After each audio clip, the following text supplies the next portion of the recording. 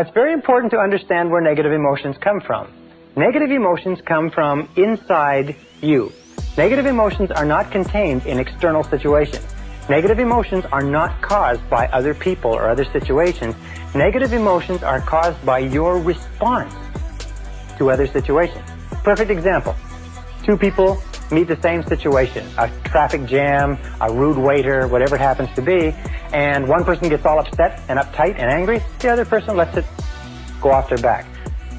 Another example, the same person, 2 different days. One day they've had an argument or a flat tire or they're late for work, they get into a traffic jam and they're angry and they're uptight.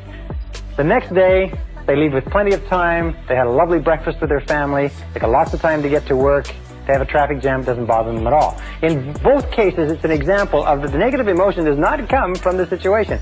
Is that you are always free to choose the quality of your emotional life. Is that you choose to become angry. Now understand this, nobody makes you feel anything.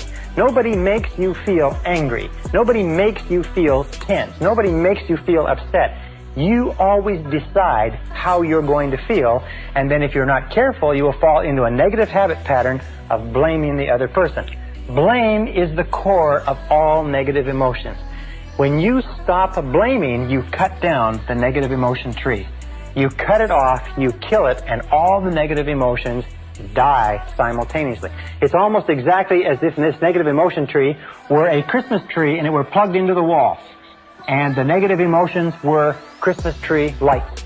And you took this plug and you jerked it out of the wall, what would happen? Well, what would happen is that all the negative emotions, the lights, would go out simultaneously, just like that. One of the things that we know about negative emotions, and I've studied them for years, is that negative emotions start off like a spark. And as they are fed, as we dwell upon them, as we justify them, as we become judgmental about the situation, they start to grow and grow and grow until they absolutely consume our minds. Now, with regard to identification, which is taking things personally, what we do is what is called, we disidentify. We objectify, or we again remain neutral.